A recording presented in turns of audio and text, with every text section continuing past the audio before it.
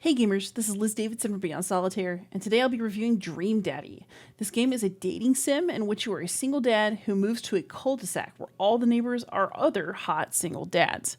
Although you are definitely going to spend time with the dads, the core of the game is your relationship with your daughter, Amanda. Your dialogue is like a witty sitcom to the point where it's hard to suspend disbelief, but it's snappy and funny, and you will enjoy attempting to parent a kid who is largely fantastic, but who also has her moments as any teenager does.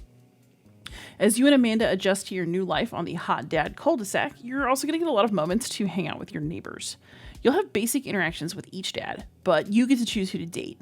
You can go on up to 2 dates with each dad, and then whoever you go on a 3rd date with is the person you will end the game with.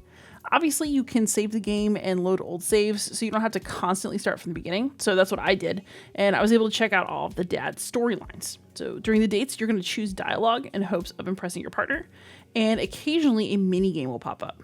Thankfully, you don't actually have to take the minigames seriously because they were the glitchiest and at times most baffling part of the Dream Daddy experience. The whittling game, which you may or may not play, is utterly pointless, as is the piano playing sequence. But overall, these games are amusing. They're short enough that they don't mess with your flow.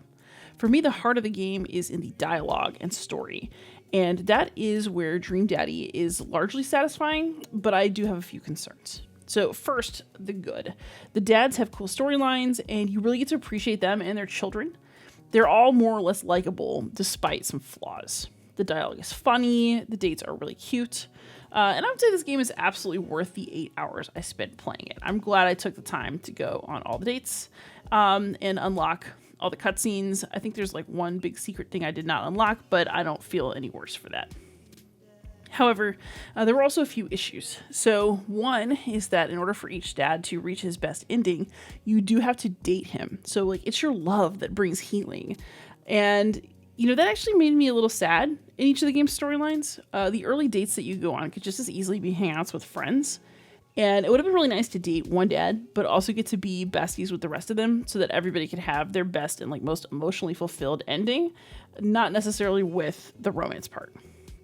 The other issue I have with this game is that women who are not daughters of the hot dads get absolutely terrible representation. There are 2 types of women who are in this category. One is the nameless women who throw themselves at your former college roommate, who is now the hot single softball coach.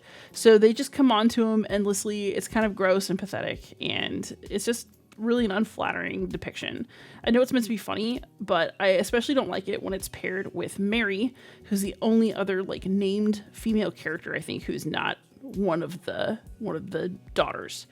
And she is a mean drunk who like shows up at the bar and throws herself at men. So Mary, as it happens, is married to Joseph, who is one of your possible love interests, and he's also a youth pastor. I did not think that the storyline was handled well at all. Mary is presented as a real bitch, frankly, while Joseph is presented as more sympathetic. But I think it's understandable that Mary hates you for dating her husband and that she is a mess because her marriage is a mess. I played the whole storyline out to find out what would happen, but I was not delighted by the fact that your character has so little self-reflection about it as he goes down that path. Overall, Dream Daddy is a quick game with great jokes, largely sweet storylines, and plenty of hot dads. But I also think that it could have been a great game if it had gone the extra mile in a few areas. So I think it needed more polished mini games, maybe even some of the background art so you can tell it's kind of cheap and lazy. I would have liked to see better representation of female characters for the above mentioned reasons, and I think it would have been nice for it to have the willingness to be just a little more than a dating sim, since all the dads in the cul-de-sac are clearly also neighbors and friends, and that would have been a lovely thing to represent. So, thank you so much for watching. Please like, subscribe, and possibly support me on Patreon, and most of all, happy gaming.